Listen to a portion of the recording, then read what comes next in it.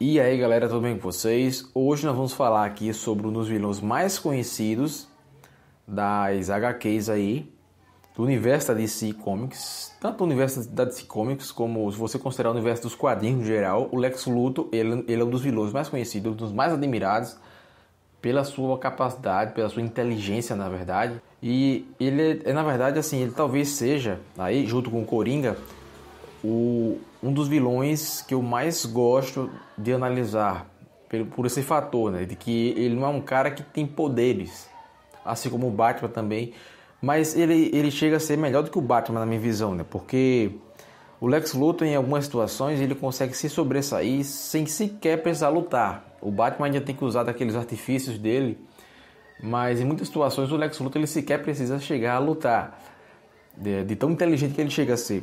E para quem leu aí, por exemplo, a HQ Entre a Foice e o Martelo, né, que é uma história ali do Superman, uma história alternativa do Superman, em que ele na verdade é um Superman soviético, e o Lex Luthor ali na verdade vai ser o herói da América, né, que enfrenta o Superman. Nessa história aí, o que acontece, né? O Lex Luthor ele é um cara de inteligência considerado inteligência nível 9 no universo. Enquanto que, por exemplo, o Brainiac, que é um dos caras que ajuda o Superman, né? O Brainiac, que na verdade, no universo normal da Liga da Justiça, o Brainiac ele é um vilão, um inimigo da Liga da Justiça. Só que nessa HQ, o Brainiac ele está do lado do Superman contra o Lex Luthor. E o Lex Luthor, mesmo sendo de uma inteligência inferior ao Brainiac, ele ainda consegue derrotar o Brainiac, né? Então, assim, vocês vejam aí, né, que o Lex Luthor, a gente chega naquela questão, né? Não adianta você ser de uma inteligência de nível superior se você não performa em um nível superior, né? E o Lex Luthor, ele, além de ser uma inteligência maior, né? Ele além de ser por exemplo, ele além de ser um cara de um QI absurdo, ele é um cara que ele consegue performar e aproveitar todo o potencial desse QI dele, né? Que é uma característica que nem todos os personagens inteligentes conseguem de fato aproveitar, né? Nas HQs aí mesmo, você tem muitos personagens que eles chegam a ser muito inteligentes, muito brilhantes, mas em certos momentos eles não chegam a aproveitar todo o potencial da sua inteligência. E o Lex Luthor é esse cara, né? Que ele consegue aproveitar todo o potencial aí dele. Lex Luthor, se nós pararmos aqui para fazer uma comparação, né, entre o Berserk e a história do Superman, o Lex Luthor ele é como se fosse o Griffith, porque, e inclusive, né, eu queria dar um foco específico aqui também à história, não só a história do Lex Luthor nas HQs como um todo, mas eu queria dar um foco também mais específico ao Lex Luthor da série Smallville, que é uma série aí que muitas pessoas subestimam, né, pelo fato dela ser um tanto antiga aí, né, muitas pessoas hoje em dia não assistiriam Smallville, mas eu estava reassistindo Smallville recentemente por uma questão de nostalgia e eu, assim, meio que percebi que Smallville é uma série que, na verdade, ela não é tão ruim assim, né? Ou melhor, ela não é uma série ruim, na verdade, né? Cara, eu tava quase ofendendo a série aqui, na verdade. Smallville não é uma série ruim, ela é uma série subestimada, é uma série pouco lembrada, mas muitas pessoas esquecem que o Lex Luthor de Smallville foi o melhor Lex Luthor que, pra mim, assim, já existiu em adaptações aí, né? Tanto em série como cinema. Por exemplo, você pega o Lex Luthor, né? Eu ia falar Zack Snyder. Você pega o Lex Luthor do Zack Snyder. Cara, o Lex Luthor do Zack Snyder, ele é meio que uma piada, né? Ele é meio que uma tentativa de imitar o Coringa. Então, assim, ele não chega nem a ser o Lex Luthor de fato. Um dos únicos Lex Luthors das adaptações aí para televisão que chega a ser um Lex Luthor de fato é o Lex Luthor de Smallville. E você tem que reconhecer isso aí, pessoal, né? Claro, assim, eu não tenho um conhecimento também tão aprofundado sobre todas as adaptações de Superman, né, todas as versões, mas até onde eu vi, até onde eu assisti, Lex Luthor de Smallville, para mim, ele foi o melhor Lex Luthor. Se alguém conhecer um Lex Luthor das adaptações para televisão que seja melhor do que o Lex Luthor de Smallville, né? Eu falo aqui adaptações, né? Com pessoas, live action, né? Então, assim, Lex Luthor, para mim, o que é que ele representa, né? Lex Luthor, ele é esse personagem, e eu vou dar aqui um foco na série Smallville, que ele vai ser inspirado, em parte, né? Parte sim, parte não, mas em parte também pela figura histórica do Robert Oppenheimer, que figurou aí nesse filme recente aí do Nolan, né? O Oppenheimer, que também existe um livro aí chamado Prometeu Americano, O Triunfo da Tragédia de Robert Oppenheimer, que é um livro que eu acho que eu vou até parafrasear de alguma forma, né? Fazer meio uma paródia aqui. Vocês vejam aí, né? Eu vou pensar num título interessante para esse vídeo, mas um título parecido com isso, né?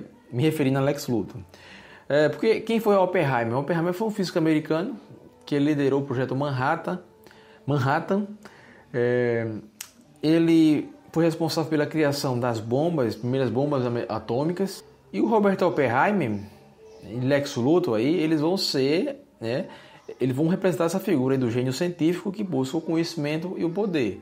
Ao mesmo tempo, eles também vão ser uma representação daquilo que nós discutimos no vídeo passado, né? Essa figura que tenta representar também uma certa arrogância fatal, né? Uma concentração de planejamento central, que o Hayek falava. E o Lex Luthor, ele vai ser tudo isso, né? Ele vai ser um cara que busca e acaba se envolvendo também em projetos perigosos, destrutivos, tudo porque ele tem uma arrogância e uma ambição acima da média, né? Assim como outros grandes vilões aí, como o Griffith. Ele também tem essa visão utópica das coisas, né? Ou melhor, não uma visão utópica, assim, tanto o Griffith como o Lex Luthor, eles têm uma visão que beira a utopia, mas ao mesmo tempo eles também são caras muito pragmáticos e realistas, né? Mas a visão deles do que eles querem construir para o futuro é uma coisa que beira a utopia, que é algo que o Robert Oppenheimer, ainda que ele não seja exatamente um vilão, ele também vai representar esse tipo de visão. E esses personagens eles vão sofrer com conflitos internos nas suas ambições pessoais, eles vão ter conflitos internos também nos seus ideais morais. Será que o que eles estão fazendo é ético de verdade, é moral? Muitas vezes eles vão transpassar a barreira do que é ético. São personagens que eles começam com personagens bons. O Oppenheimer, de fato, ele tem um ponto de virada em que ele percebe que o que ele estava fazendo ali não era exatamente algo bom. Ou melhor, né, assim, isso aqui é um ponto até polêmico, porque o Oppenheimer, apesar de ele ter se arrependido, muitas pessoas também argumentam que se ele não tivesse feito o que fez, talvez a guerra não tivesse acabado. Mas assim, o que acontece, né?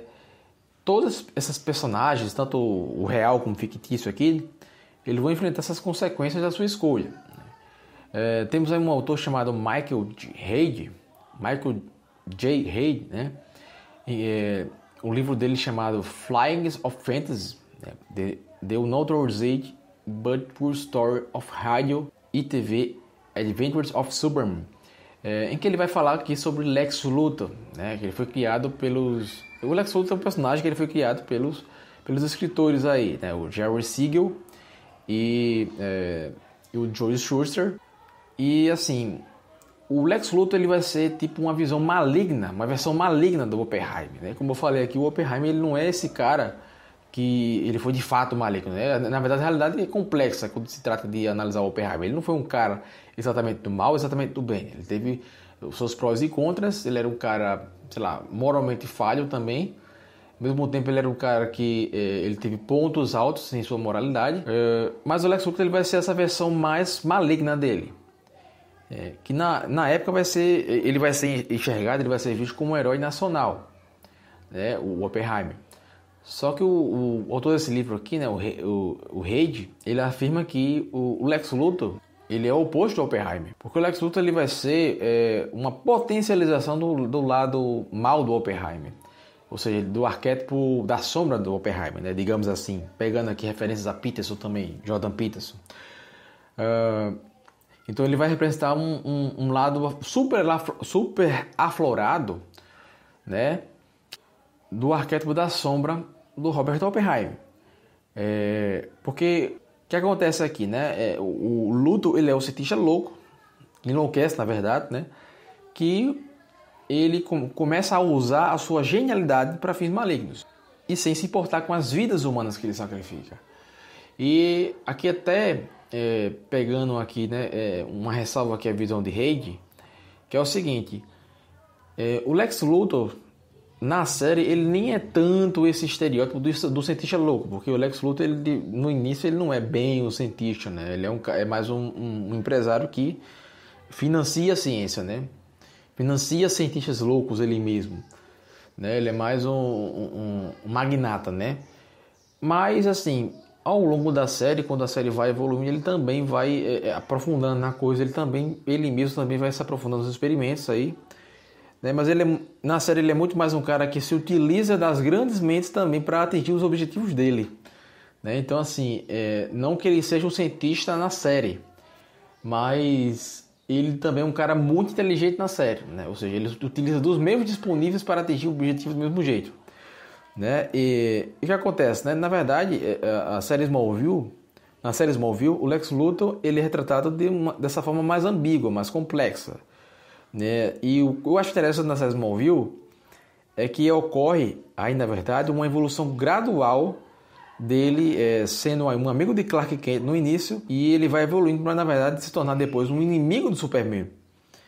Assim como o Griffith em Berserk, ele evolui de amigo para inimigo do Guts, que é o personagem principal, né?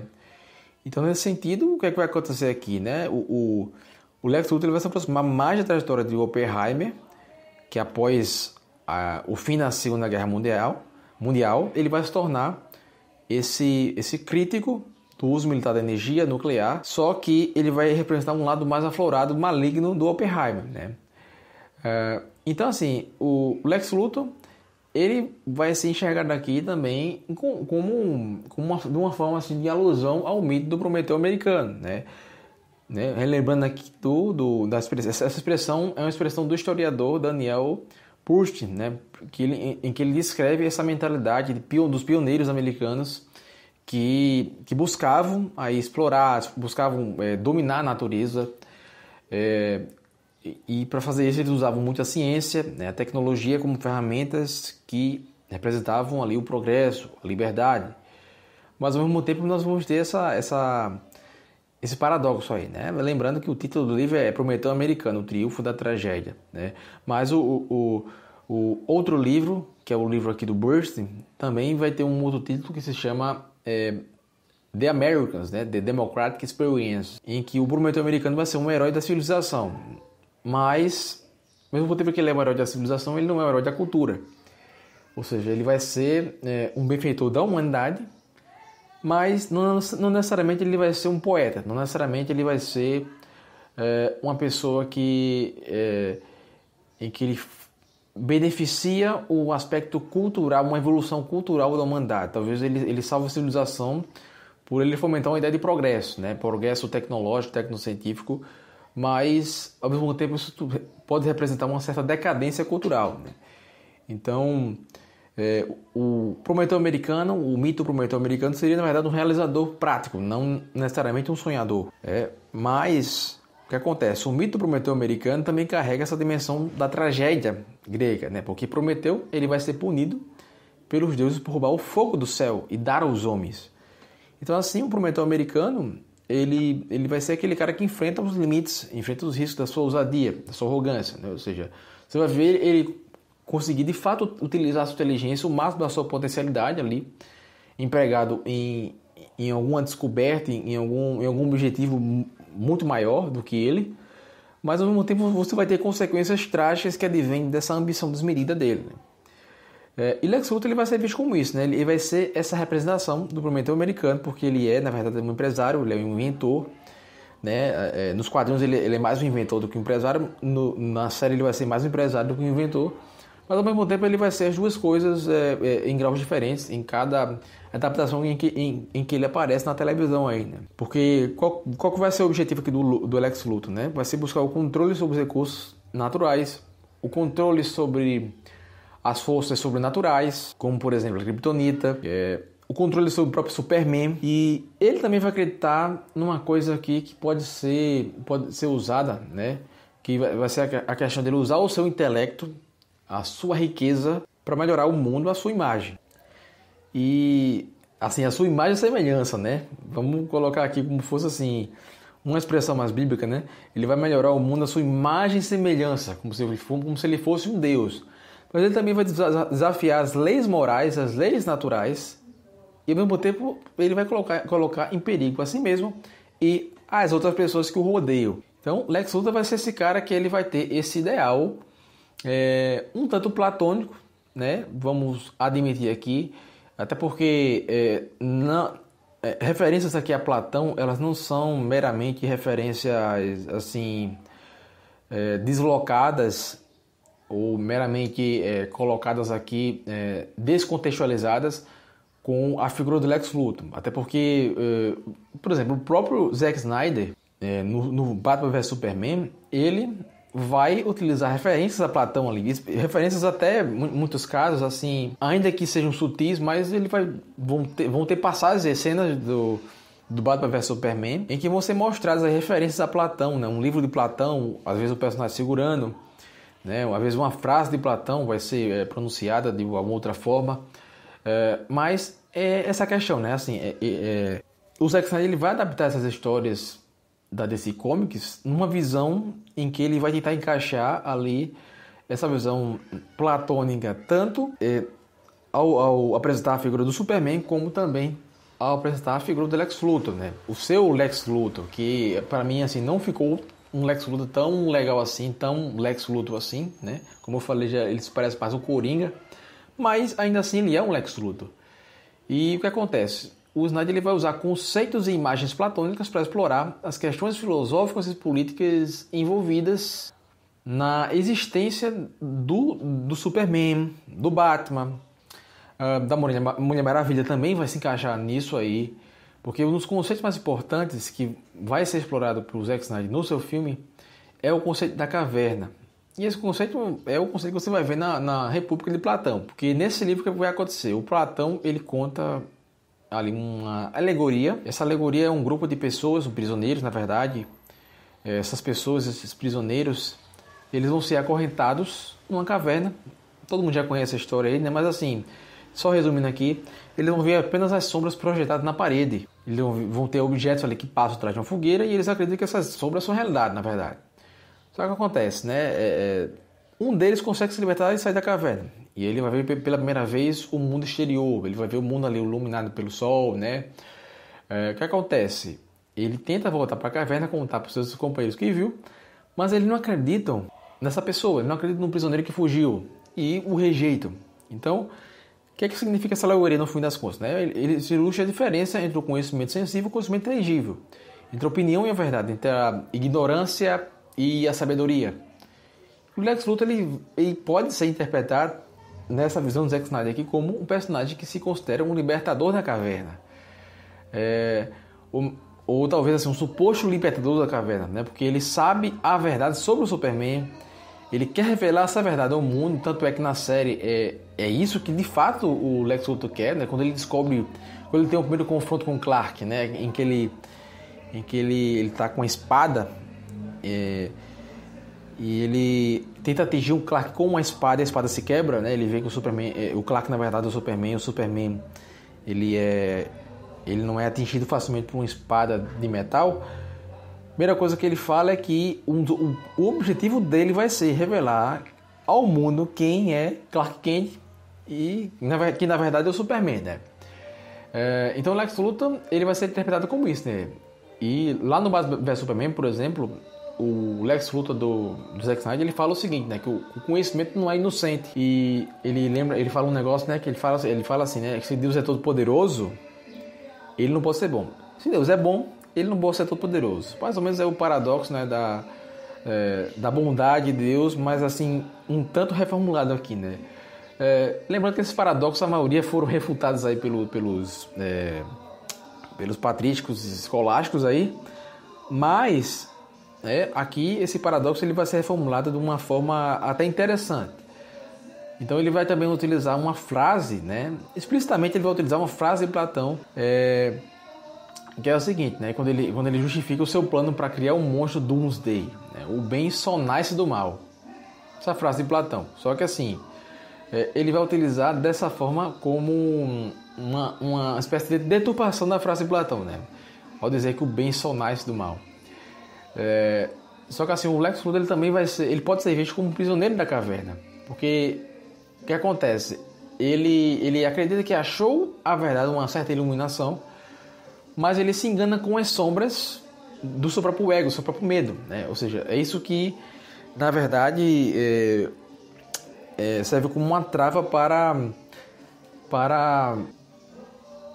para impedir que ele consiga enxergar parte de outra realidade que ele não consegue de fato enxergar.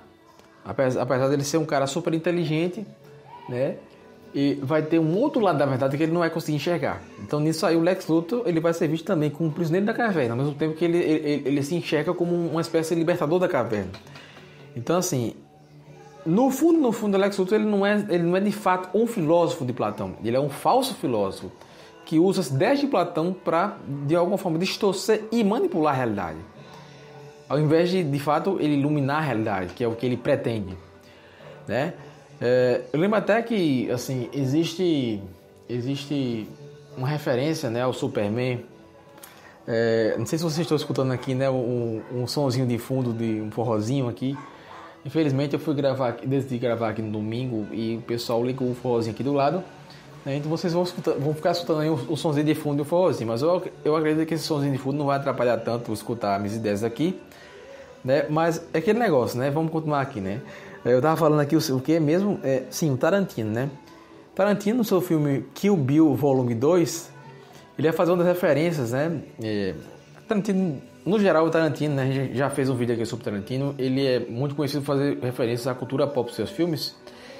E nesse Kill Bill Volume 2, que é a continuação do primeiro filme Kill Bill, ele faz homenagem a filmes de super-herói no geral. E no final vai ter ali o confronto, né? Entre a Mamba Negra, né, a Black Mamba, que na verdade eu esqueci o nome da danada, bicho. Beatrix Kiddo, eu acho, né?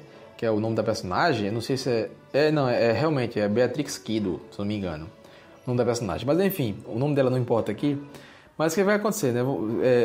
Vamos ter uma cena em que o personagem do Bill, ali, o ator que faz o Bill, o personagem do Bill, ele vai ter ali um monólogo em que ele vai explicar, digamos, uma ideia um tanto interessante, filosófica aí, né, do Tarantino, expressado no seu personagem Bill, obviamente, mas ele vai expressar essa ideia, né, ele vai fazer ali um monólogo explicando a personagem da Black Mamba.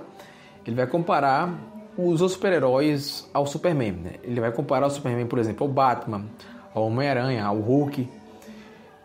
E o Bill ele vai dizer assim o seguinte, que o Superman ele é diferente dos outros, né? O interessante ele vai ressaltar uma diferença muito interessante aqui, ao meu ver, né?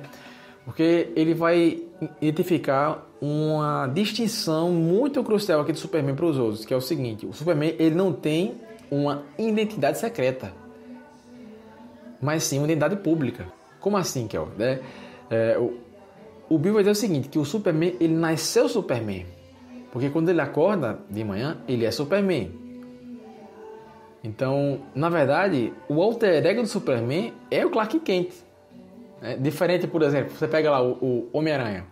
O alter ego dele é o Homem-Aranha. Você pega, por exemplo, o Batman. O alter ego dele é o Batman, não é o Bruce Wayne. Bruce Wayne é quem ele é de verdade. Peter Parker é quem o Homem-Aranha é de verdade. Já o Superman não. O que acontece aqui? O disfarce dele é Clark Kent.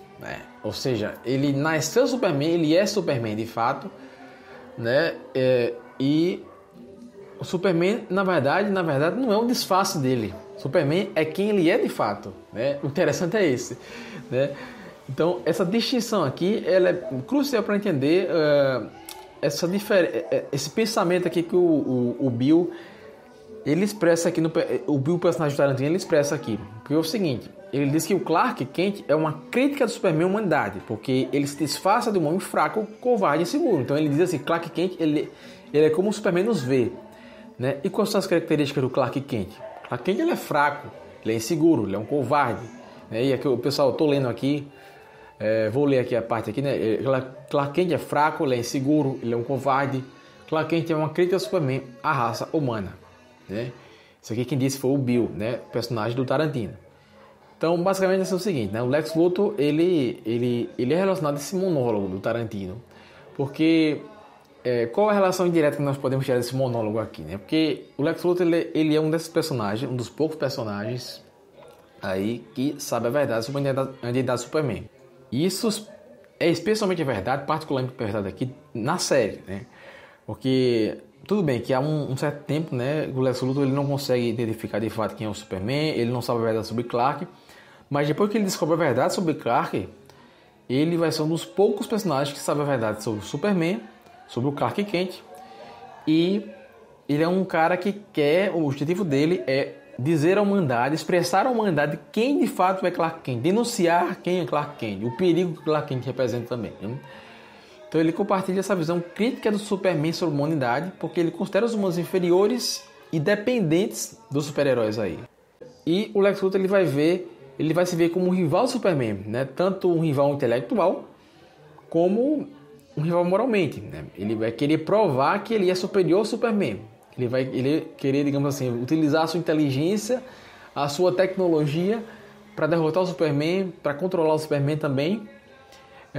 Só que assim, ele também quer expor o Superman ao mundo.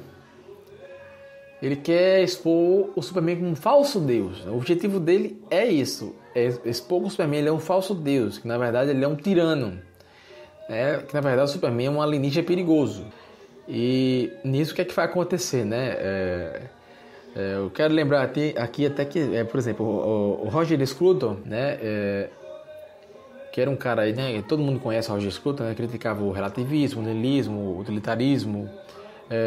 No seu livro Como Ser um Conservador, o Roger Scruton ele vai falar que ele vai dar uma valorização extrema, né? Dessa questão da ligação ao nosso lar, nossa família, nossa herança, nossa terra, né?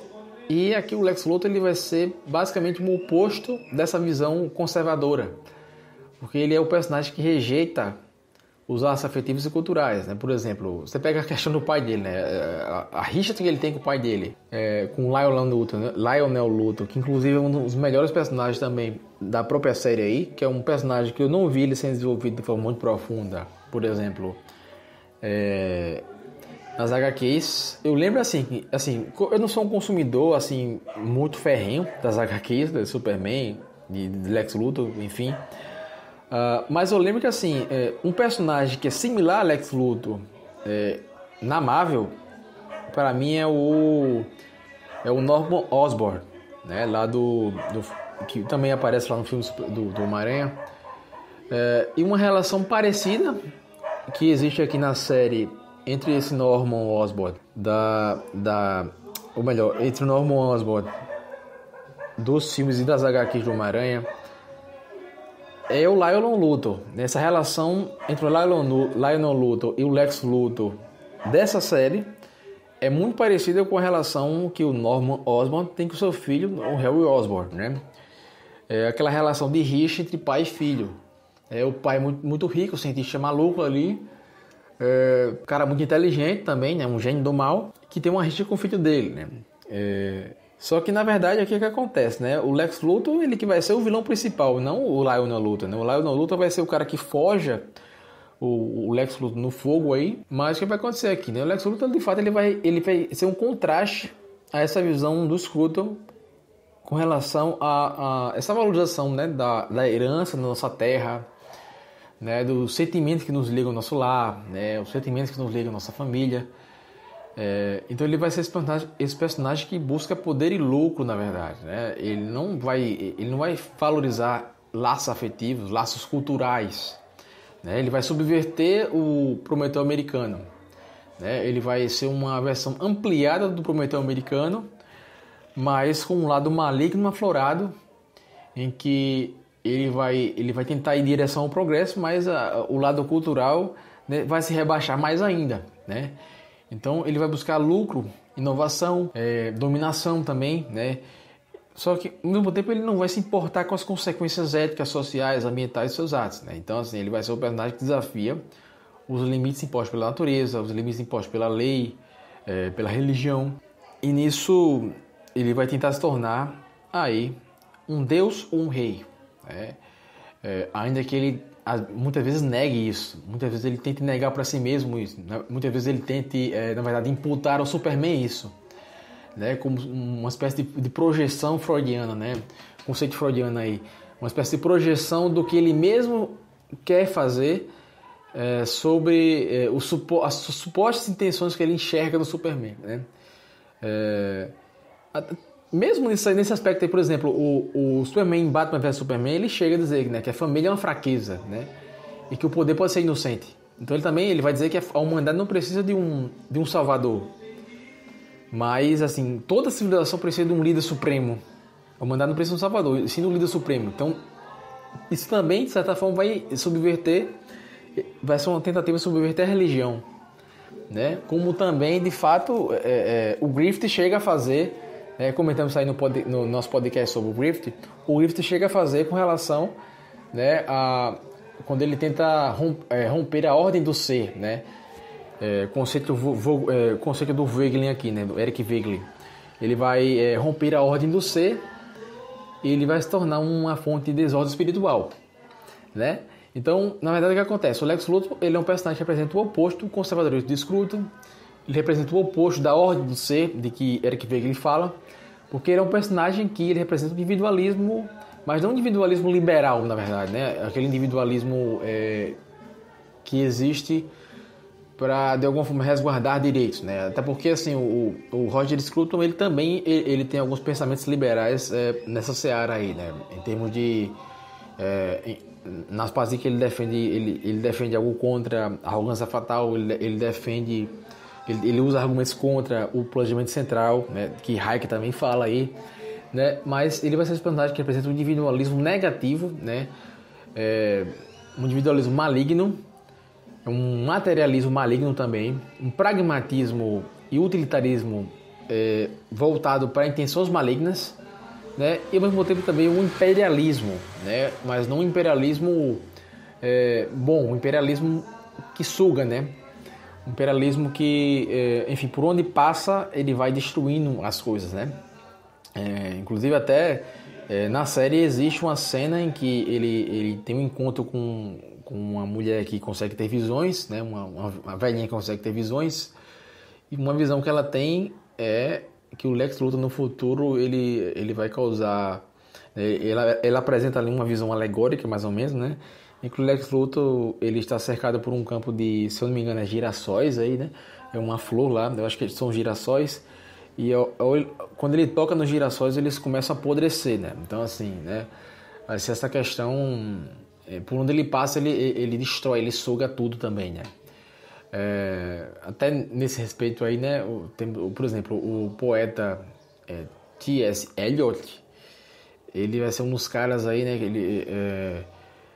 ele só no contexto aqui do poeta, né, ele se converteu ao anglicanismo lá para 97, né, meados de 97, ou melhor, 97 não, né, acho que foi 27, na verdade eu estou confundindo aqui, né, porque o cara é muito mais antigo que isso.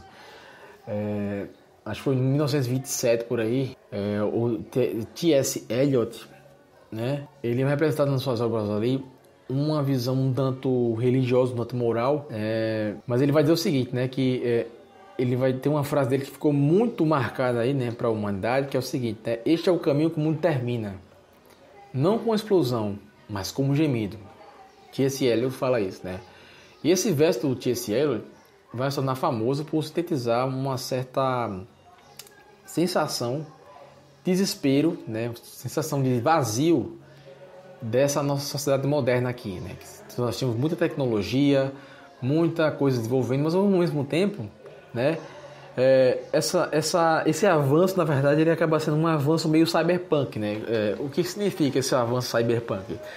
Para mim, o cyberpunk significa, né, esse salto em direção ao progresso técnico-científico, tecnológico, e ao mesmo tempo em que nós temos esse salto ao progresso tecnológico e científico, nós temos uma decadência moral, né? Uma decadência moral e espiritual, ou seja, se, por exemplo, para Eric Wegelin, nós tivemos aí com os judeus, né? No seu livro Israel e a Revelação, ele fala, né, sobre os judeus, que os judeus foram a primeira civilização que deu um salto no ser, né, para a ordem do transcendente. O que acontece? a humanidade depois ela vai começar a evoluir em aspectos materiais, tecnológicos, científicos, né? Ao mesmo tempo ela vai começar a cair no aspecto espiritual, ou seja, ela vai romper com a ordem do ser.